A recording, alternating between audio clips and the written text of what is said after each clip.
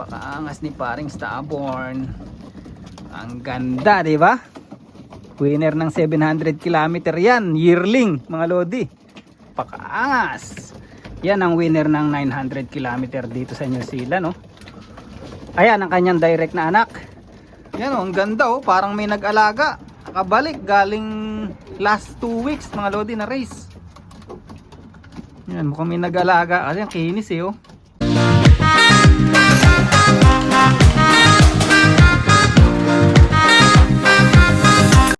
So ayan mga kalapatids, nakita nyo naman yung pagmumukha ko yan. For today's video, yan. At ayun yung mga bubungers natin, yan oh. So Wednesday ngayon. At bukas basketing na naman mga lodi. Supposed to be Friday dapat yung basketing. Ewan ko bakit in-adjust nila, hindi ko rin alam. So bukas basketing, Thursday and then Friday ang release. And yun mga lodi, update tayo sa loop natin. Yan, nakita nyo mga lodi oh. Pucha ka, winater blast ko yan nung Sunday. Hindi na ako nakapag-vlog kasi masyadong consumable. Ayan, ayan oh. Pinater blast ko lahat yan, tingnan nyo. Ilang araw pa lang ngayon. So, Sunday, Monday, Tuesday, Wednesday. 3 araw pa lang, grabe ng ano, lodi. Nadumihan agad nila. Grabe talaga linis ko dyan, winater blast ko yan. Ayan oh. But anyway, papakainin natin sila. At napansin ko parang mayroong bumalik na isang ibon. Pero parang ang mahirap kasi magkamukha yung nawala nitong last race saka yung last race. Tingnan natin. Alright. Kaya na sila mga lodi. Nagbabaan na.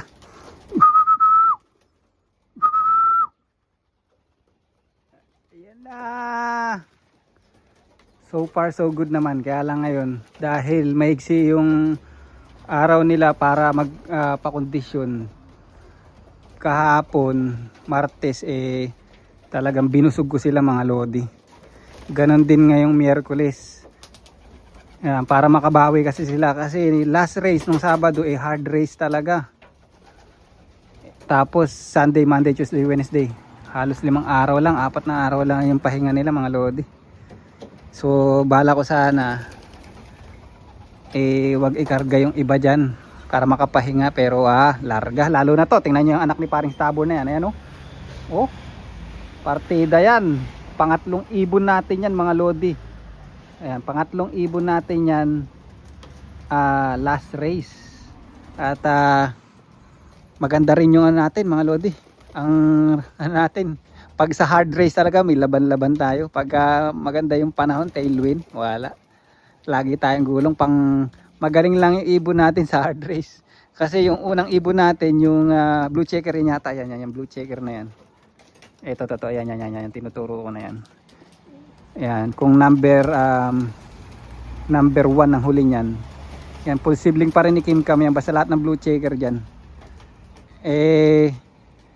Parang pang 60 yata, 60 plus, something like that yung yung race result natin. Ayan, sa 500 plus yata o 400, let's say 450 plus na ibon. Ayan, ang ganda naman ito yata ito yata yung bagong bumalik mga lodi. Yung pipikit-pikit na yung pagod Yan, pero parang may nag-alaga, ang ganda mamaya hawakan natin pagkayaring kumain. Papasukin muna natin sila, iba nag-aabang na dun Ayan, mayroon pala akong bagong awat dyan. Ayan ayan, bali kapatid pa rin ni Kim Kam to sa nanay. Ang tatay niyan yung old cock, yung matandang cock mga lodi.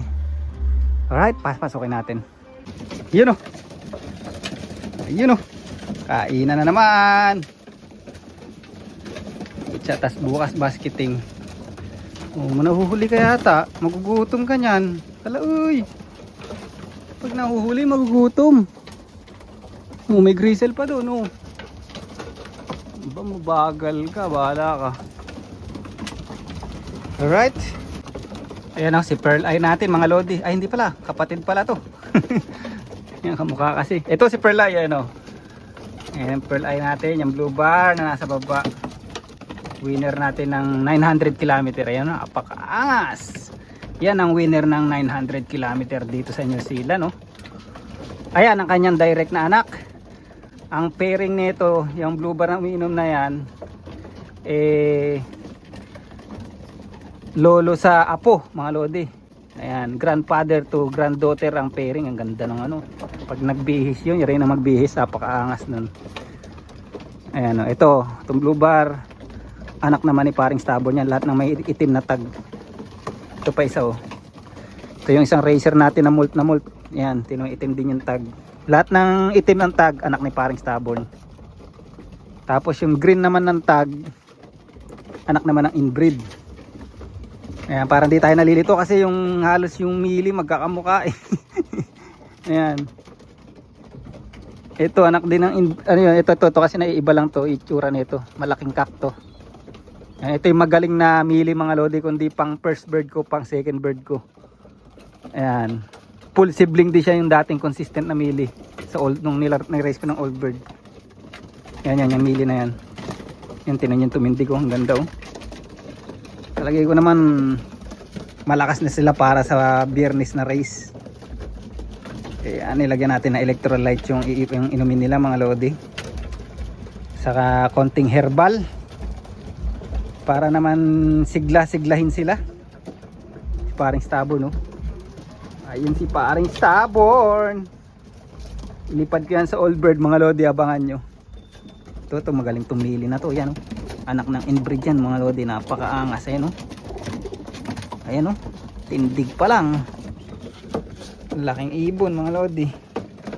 Tingnan nyo, luminis na. Dati hindi na makita yung loob sa dumi ng ano, nilinis ko yan, nugasan ko. Pero putya, ilang araw lang na nadumihan agad nila oh. Grabe no, pag talaga nagdumi yung ibon, sangkatutak eh. Paring Stubborn no. Nahiya pa uminom si paring Stubborn na napakaangas. Ayan o, napakaangas ni paring Stubborn. Ang ganda diba? Winner ng 700 km yan, yearling mga lodi. Ayan, ako yung first Filipino sa club namin na nanalo ng yearling na 700 km. At yan ang ating Stubborn. At yung mga anak niyan nagbigay na rin ng karangalan sa akin, sa pati apo. So si Pearl Eye, yung winner ko ng 900 km, apo ni paring Stubborn yan mga lodi. Alright. Diba? Buti na lang nakapagtabi tayo ng mga inbreed ni paring Stubborn. Yun ang mga nagbigay ng malalakas na anak sa akin, na young bird na racer. Subok na subok. Ayan, puro mili oh. Puro mili. Yan, apo pa rin ni paring Stubborn to, si ano, Kim Cam 2.0. Ayan, napakaangas oh. Ready na yan bukas. Asan yung bumalik? Hanapin nga natin yung bumalik. Parang may bumalik eh. Ay, ito yung bumalik. Ayan, nasa ibabaw ng tubigan mga lodi. Yung nawala nung last race. Ayan, ngayon lang umuwi. Mukhang nakarating na sa 500 km to ah. Yan oh, ang ganda oh, parang may nag-alaga. Nakabalik galing last 2 weeks mga lodi na race. Yan, mukhang may nag-alaga. Kasi ang kinis eh oh. Hawakan natin yung katawan.